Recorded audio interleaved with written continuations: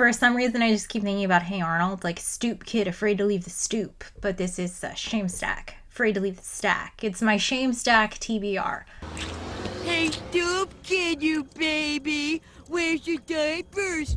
Little baby stoop kid afraid to leave a stoop. First of all, I'm not ashamed of buying books. I did this whole backstory before, but I used to move all the time and I hated moving books, so I never bought books unless they like were for work, like this thing. Now I've kind of just given in to myself and I'm like, I can buy books at the thrift store. They're like $2. It doesn't matter. They'll just sit in a stack. I want to have beautiful things on my shelves. I love reading. It's my only hobby.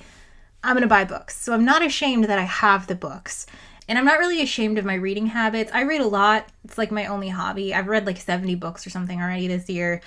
I'm not ashamed.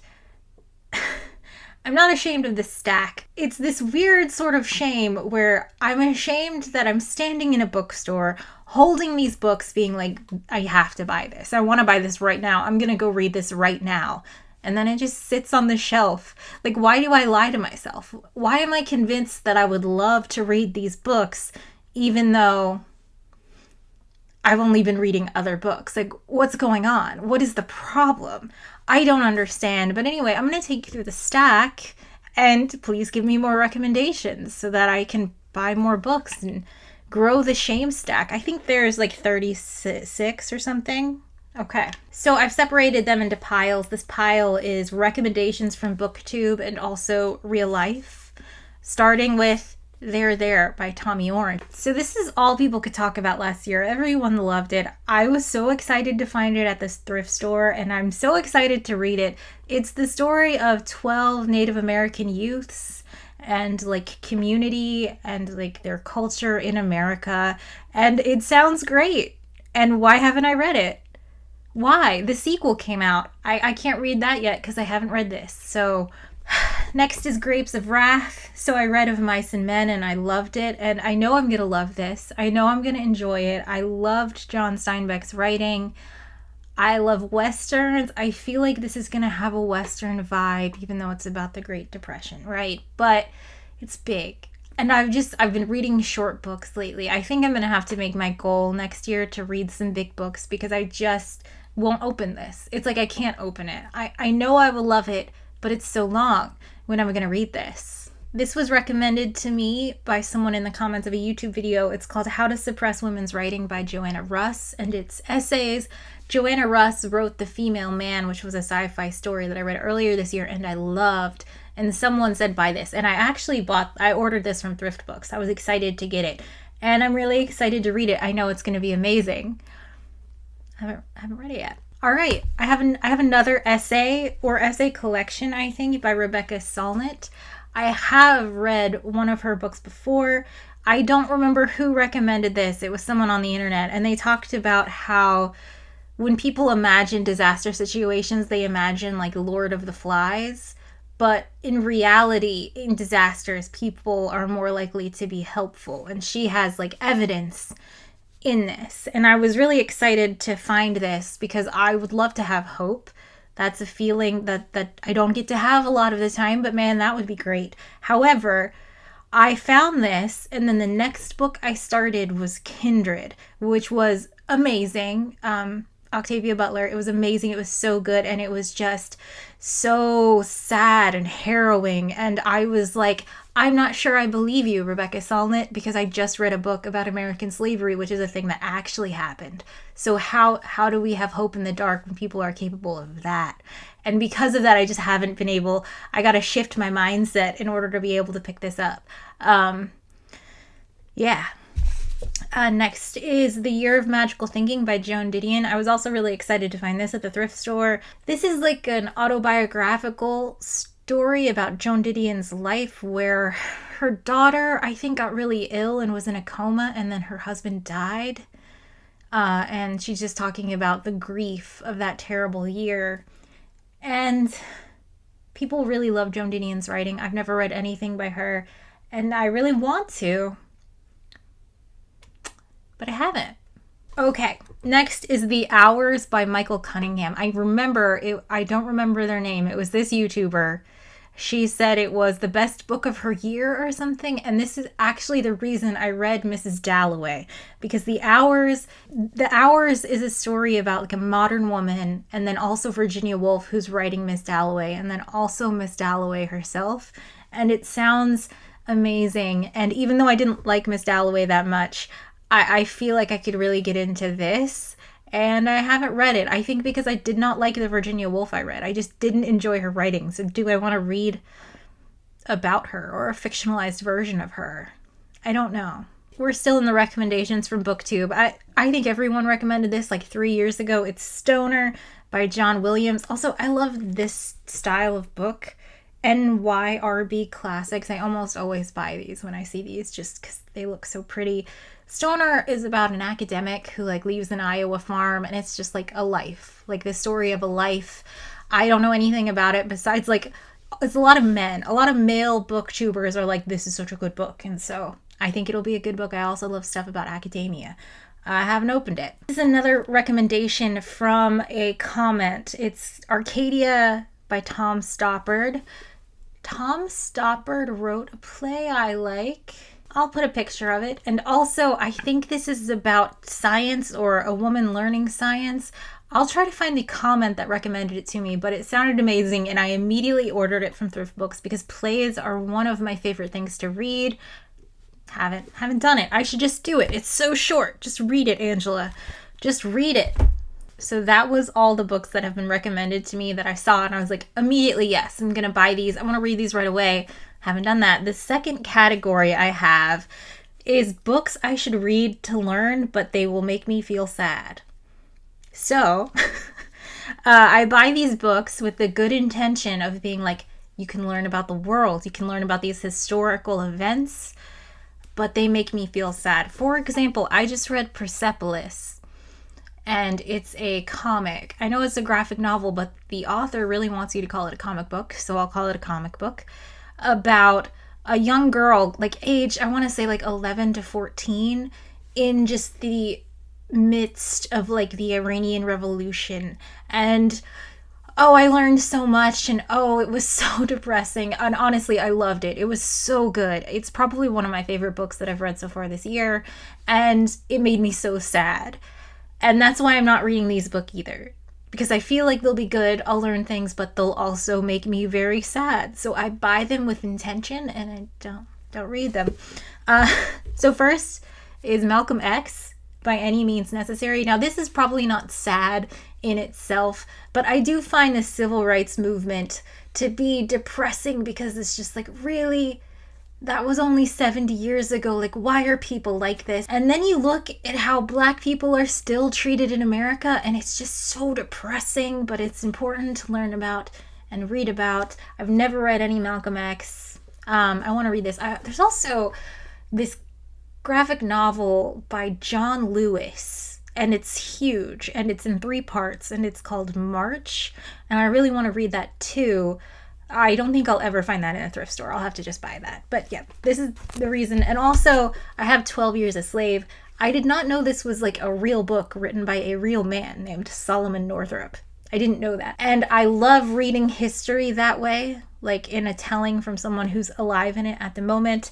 And it's going to be so depressing, but I bet it's going to be really good. And I'm just going to have to get over myself and read it. Similarly, this is Say Nothing, a true story of murder and memory in Northern Ireland. This is about the Troubles.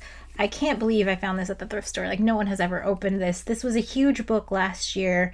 I know it's going to be really, really good. I don't know a lot about the Troubles. I should learn about it, and I have to read it.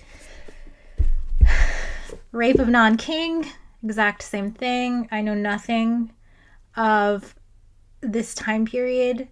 This happened during World War II. It's like the horror of the Japanese army on the people of China. And I don't know anything about it. I should read about it. I don't know a lot about China at all. It's one of the things I want to learn more about. And then the things they carried. God, this is such a depressing list. This is the Vietnam War. You know, I don't know a lot about the Vietnam War. I'd like to learn about it. I heard about this in the Ken Burns documentary, which I love Ken Burns. Okay. Goodness. What if I did a reading challenge where I just read all of the saddest true stories I have, like in a month? See how I come out. Do I come out alive from that? I don't think I could do more than one of those in a year. Okay. I should read them though. I should learn. That's why I read to learn. It's fine. Okay, the next category is books I've never heard of but seemed interesting. And when I tell you I'm holding these books at Savers or Goodwill or whatever, and I'm like, oh my god, this sounds amazing. This is going to make my life. I need to read this. And then I just set them in this stack. So we have Woman at Point Zero. I don't want to try to pronounce her name. I don't want to mess that up. From her prison cell, sentenced to die for having killed a pimp in a Cairo street, tells of her life from a village childhood to city prostitute. Society's retribution for her act of defiance, death, she welcomes as the only way she can finally be free. It says she writes with vigor and rage, scorching. And yes, I want to read that. Next, I bought this because it was really pretty. It's a little tiny novel, but this author is famous in Japan. I'll try to say Ryunosuke Akutagawa. This guy was born in 1892 and he died in 1927. Like, he's still honored as like one of the best short story writers in Japan, and I've never heard of him, and it just sounds really interesting. Let me read you the back. The novel is narrated by patient number 23, a madman in a Japanese lunatic asylum. He recounts how, while out hiking in Kamakachi, he spotted a Kappa. Deciding to chase it like Alice pursuing the white rabbit, he tumbles down a hole out of the human world and into the realm of the Kappas. I can't believe that was written in 1927. It's amazing. I'm so excited to read this. I'm trying this thing where I read around the world, so I have an Egyptian book, I have a Japanese book. I think it'll be good. It'll be good whenever I finally read it. So this is The Golem by Gustav Mayrink, and I bought it because it looked creepy. I have no idea what this is about, and I just want to read it. I think it's a supernatural book. It should be good. So I bought it. This is the shame. Like, I'm holding this and I'm like, yeah, I totally want to read this. I know nothing about it. I want to read it. And am I going to read it after I put it down? Nope, it's going to sit in this stack. Why can't I open these books? Psychologically, how does this happen? Okay, next in this stack, I think this is beautiful. I always like yellow books. It says China in 10 words, and it's essays about these Chinese words. And you can see like the characters there. And this just sounds really interesting. Like I said, I don't know anything about China, and I'd like to learn about it. One of the things, I have read the 3 Body Problem books, and people sometimes ask me to review them. And I'm like, I can talk about the books, but I don't know anything about China. And I just don't want to say anything stupid or incorrect about China. I don't know anything about China. So I'm learning not to make a review. I won't review those books. They were fine. Whatever. So this is Storm by George R. Stewart, and this is what I'm talking about when I always buy these NYRB books. I think they're just so pretty.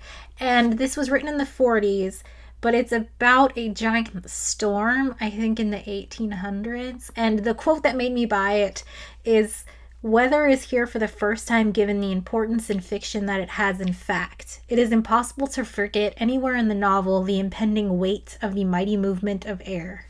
Doesn't that sound good? So the last in this category of books that just kind of seemed interesting is the Diaries of Emma Thompson, the actress and screenwriter, during the filming of Sense and Sensibility. So it's just her diary on set. I like Emma Thompson. It seemed like it would be funny, and it also seems like it'd be really easy to read. It's also very short. I should just pick it up and read it. Maybe I should watch the movie first. I don't know if I've seen this movie. I've read Sense and Sensibility, but okay, we're getting there. We're going through the stack. This is the next. It just says weird reasons. So I bought these books for weird reasons. Oh, yeah. I heard this fact years ago, and I don't know if it's true, but it's stuck in my brain for years. But it's like the top fan fiction on like AO3 will be like Twilight or One Direction, and then in third place is Master and Commander fan fiction. I don't know if that's true. I don't read fan fiction, but it's always made me curious. So I want to read this because, like, I have seen the movie. I enjoyed the movie. I don't usually like ship books. Would I like a ship book? Maybe. I'm just so curious, what are they writing fan fiction about? What is in here? I have no idea. What is inside this book that inspires thousands of works of fan fiction? Is this fact even true? I'll try to Google it before I post this video. The next book that I bought for weird reasons is The Remains of the Day by Kazuo Ishiguro. And first of all, it's a beautiful copy of this book. I really like it. It says winner of the Booker Prize. It might be like the first edition. It's like all yellow. I don't know how old this book is. But I read, is it Kiara and the Sun by this guy, and I hated it. I thought it was an interesting idea, but I thought it was a really bad execution, and I did not like the writing style. And people love this guy, so I wanted to try another one just to see what people were talking about. I think this is his most famous book, so I bought it just to see if I didn't like it, which is a weird thing to do. The last one in this category is Lucy by the Sea by Elizabeth Strout. I don't know who this is. I don't know what this book is about. I bought it because it says winner of the Pulitzer Prize, only for me to come home and find out that this book did not win the Pulitzer Prize. Elizabeth Strout at some point had won the Pulitzer Prize. I hate that. That's a scam. This book didn't win anything. What is this about? I guess I'll have to read it to find out. It's another book about the sea. What have I been doing with the sea lately? All right. Okay, I'm so sorry. I have 4 books left. My last category is just books I know that I will like. So first is this, A Swim in a Pond in the Rain by George Saunders. George Saunders wrote Lincoln in the Bardo, one of the best books I've read in a long, long time. I read it a couple years ago, and I would buy anything by him, and I bought this. I think this is like from the courses he teach, like how to write, how to read, and I would love to learn how to read from George Saunders, so I know I will like this. It's daunting because of the size, but I should just read it. I should read it, and also it looks really pretty. Look at how pretty this book looks. Next, I have So Long a Letter. So this is a book about 2 women. I love books about women, and they're in Africa, and they're writing letters to each other, and it's about the conditions that women in Africa live in. I know I'm gonna love this. I just have to actually read it. And it's so short. Why don't I just read it? How many times have I said, oh my god, why don't I just read it in this video? The next book I have is The Fire Next Time by James Baldwin. This is a collection of letters. I think just 2 letters even. So I read my first James Baldwin this year. It was an essay. I think it was called Nobody's Business. And it was so good. It was written in the 60s, but it could have been written today. And it was so good. It was just really good writing, and it was really like heartbreaking, the story. And I loved it. And I immediately was like, I'm going to buy anything by James Baldwin I ever see. So I have this, and I'm so excited to read it. He's such a good writer. I love his voice. I should just read it. Okay. We're ending with Severance by Ling Ma. I know I'm gonna like this. It's about like the end times and the working life, and it's supposed to be really funny, and that's all I know about it. That's all I want to know about it until I read it. I know I'm gonna love it. Why haven't I read it yet? This is crazy. This is the shame stack. That is the shame stack. Books I should read, and I'm not gonna read them. And I don't think I'm going to read them. If I do a big wrap up at the end of the year of all the books I've read, 0% chance any of these books will be on them. I don't know why. The shame is that I know I will like most of them. I'm staring at them.